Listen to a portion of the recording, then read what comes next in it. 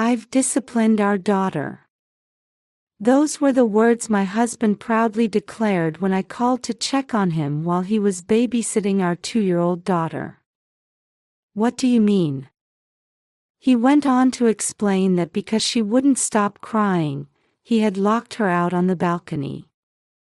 And then, if you can believe it, he'd gone off to play golf. We live on the 10th floor of an apartment building. I felt the blood drain from my face. That evening, when my husband returned home, he was in for a hellish surprise. Our daughter wasn't on the balcony, and when he peered over the railing, he saw the ground below stained a deep red. I met my husband, Tyler, through a mutual friend. He was 10 years my senior, but I was drawn to his seemingly nurturing nature. Tyler treated me like I was precious, and our relationship progressed smoothly from dating to marriage. Being with him was the happiest event of my life up to that point, and I never doubted that this happiness would continue. But that bliss was short-lived. A few months after we got married, Tyler started spending less and less time at home, always citing work as the reason. He'd come home after midnight every night, and sometimes he wouldn't come home for days without so much as a phone call. I knew from our dating days that being the president of his own company was demanding. But before we were married, he'd frequently ask me out on dates and was the type to send messages often, even when busy. So, I couldn't help but feel the stark difference after our marriage. However, at Tyler's request, I had quit my job as a nurse to become a full-time housewife when we got married. Because of this, I couldn't bring myself to complain to him when he was working so hard. Then, unexpectedly, I found out I was pregnant. The tiny life growing inside me, conceived with the husband I loved so dearly, was incredibly precious. Thoughts of our soon-to-be-born child helped ease my loneliness. Some time passed, and I safely gave birth to our daughter, Olivia. While I was overjoyed with our beautiful baby girl, Tyler's lifestyle remained unchanged. Him not being home due to work had become the norm, and on the rare occasions he was home, he'd either be sleeping in the bedroom or lounging around with his smartphone, never bothering to interact with or care for our daughter. To top it off, he'd leave me and Olivia behind on weekends to go golfing, his favorite hobby. Before we were married, my husband had said he loved children and was looking forward to raising them together, but his behavior now showed no signs of that enthusiasm. My parents lived far away, so I couldn't easily rely on them for help. I was struggling through first-time motherhood all alone. Not only that, but my husband was gradually becoming more domineering. He became particular about housework, our daughter's education, and discipline, demanding that I be the perfect wife and mother. "Is this all you've made for dinner? There's not enough variety." Tyler would complain about the meal I'd prepared when he came home late at night. "I'm sorry, but it's frustrating when you don't tell me what time you'll be home, or even if you're coming home at all. I'm sleep-deprived from Olivia's night crying, so I'd like to go to bed early when I can. Is that any way to talk to the man who's working to support you? Who do you think puts food on the table? You're at home all day, so taking care of the child, the house, and supporting your husband are the least you can do. Got it?" My frustrations with my husband were mounting, but voicing them only led to him yelling and shutting me down. I tried to convince myself that enduring this and maintaining peace in our home was for Olivia's sake. There were days when I felt like I couldn't go on, but seeing my daughter's sweet smile gave me the strength to keep pushing forward. However, an incident occurred that made me fear I might not be able to continue this daily struggle. When Olivia was about 2 years old, I had a routine health checkup where they found something abnormal. When I rushed to the hospital, they told me, "We can't say anything definitive without more detailed tests, so you should have a thorough examination." I made an appointment for the following week. However, the examination would take all day, and I couldn't bring my 2-year-old daughter with me. I tried to arrange temporary childcare or a babysitter, but it was too last minute, and they were all fully booked.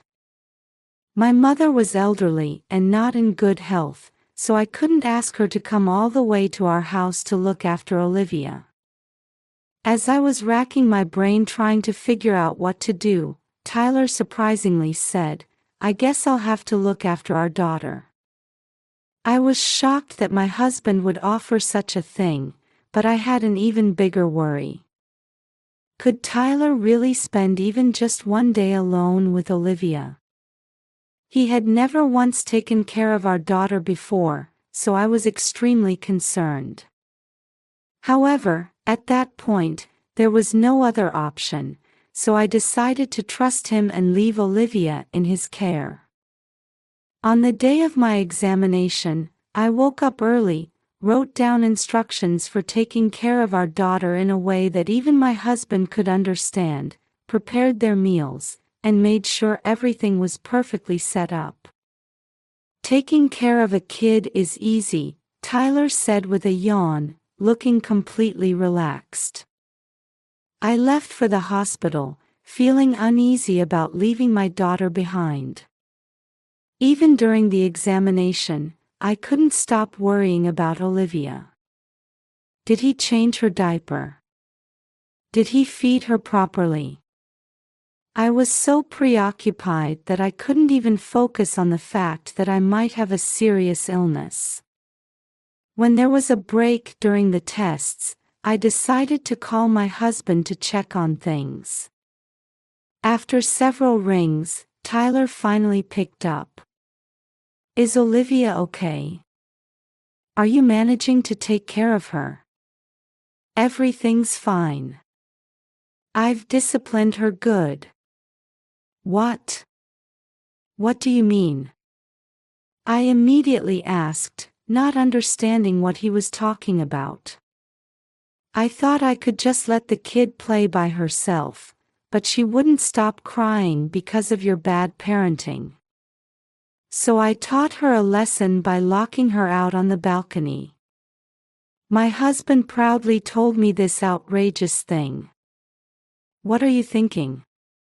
We live on the 10th floor. You're overreacting. This is all because you haven't disciplined her properly." I had so many things I wanted to say to Tyler, but Olivia's safety was the top priority. "Bring Olivia back inside right now." "I can't. I'm out right now. I'm busy. Bye." My husband hung up without a hint of remorse. Hearing his words, I felt the blood drain from my face.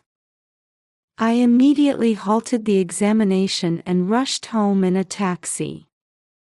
"Please, let her be safe." When I arrived at our apartment, I opened the door with shaking hands. Stumbling down the hallway, I threw open the balcony window at the back of the living room. What I saw was my daughter in a terrible state. Seeing this, I decided to get revenge on my husband and put a certain plan into action. That evening, Tyler returned home. "Olivia must have learned her lesson by now," he said, carelessly humming as he opened the window. He seemed to be looking for our daughter, frantically glancing left and right. "Why? It can't be." Tyler fearfully leaned over the railing to look down. He then screamed and stumbled backward. My husband was visibly shaking, clearly in shock. Well, I suppose it's time for me to make my appearance. I had been hiding in the kitchen, watching Tyler's reaction. I'm home. Thanks for babysitting. I emerged in front of my husband, acting as if I had just returned. Oh, you're back. It's terrible.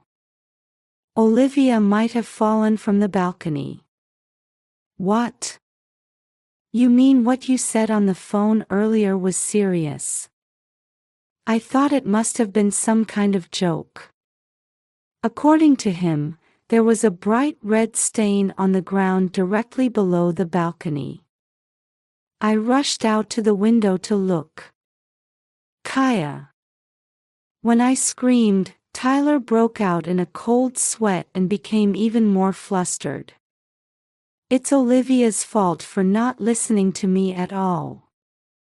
That's no excuse. What were you doing all this time? Well, I went out to play golf.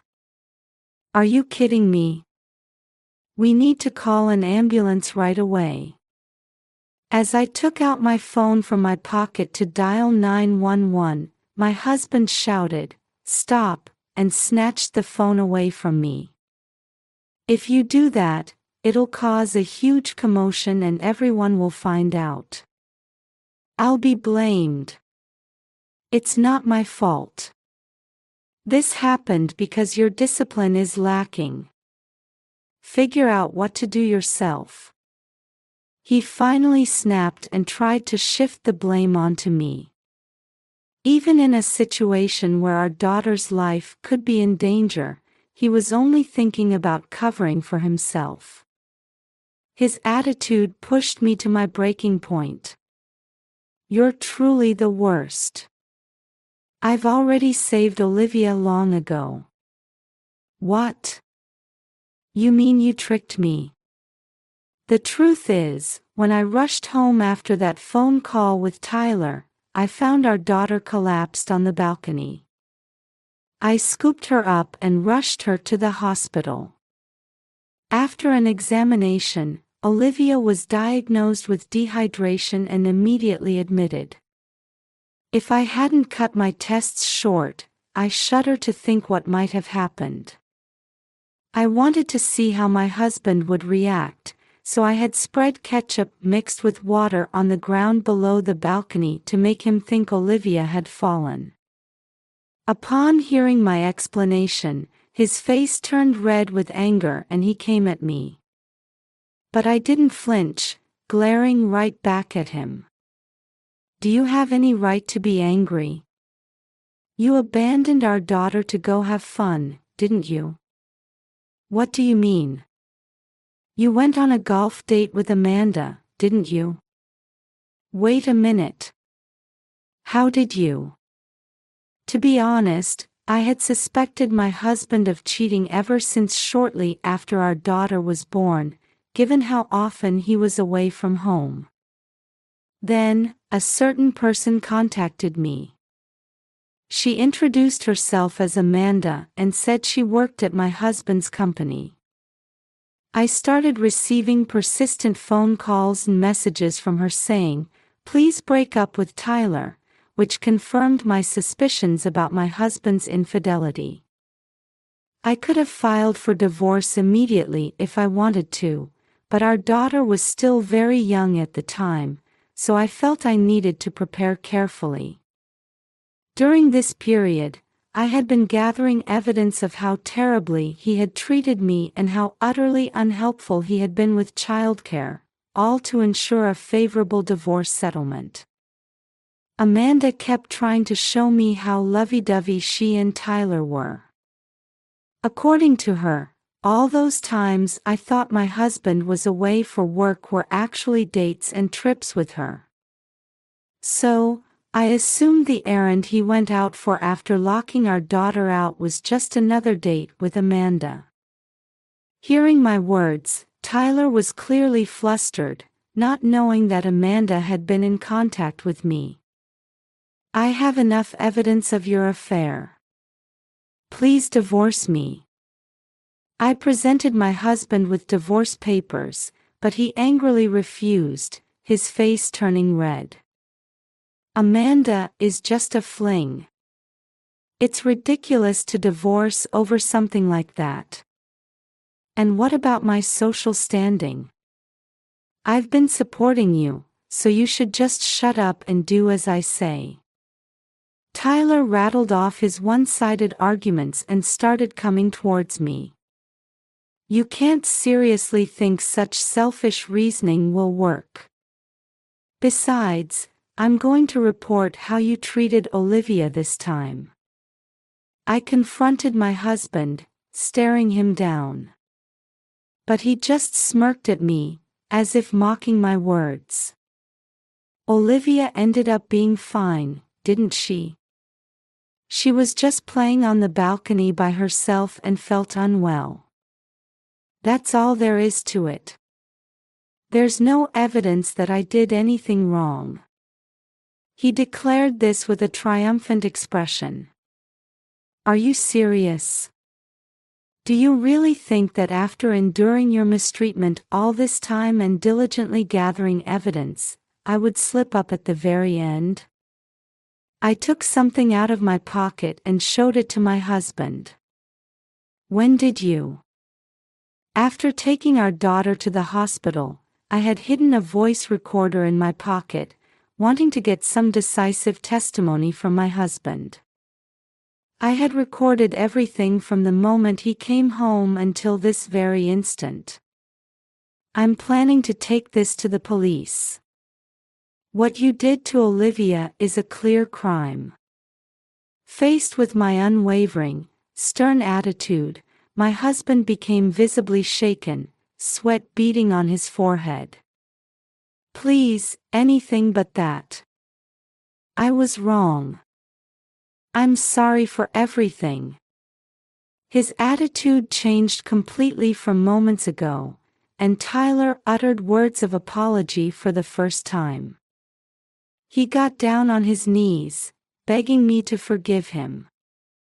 However, even seeing my husband in such a state didn't shake my resolve. How could I possibly forgive you for putting our precious daughter in danger? You're a failure both as a husband and as a parent. I looked down at Tyler, rejecting him with those words, and left the house to go to the police, leaving him behind. Afterward, my husband was questioned, and based on the evidence I submitted, he was arrested. This incident was covered in local news and on social media, causing his company to lose all credibility and go bankrupt. Both Tyler and Amanda lost their jobs as a result. Through my lawyer, I finalized the divorce from my husband and demanded $120,000 for alimony due to his infidelity and child support. Furthermore, I sued Amanda, his mistress, for $20,000 in damages. Olivia was able to leave the hospital without any issues and is now living a healthy life.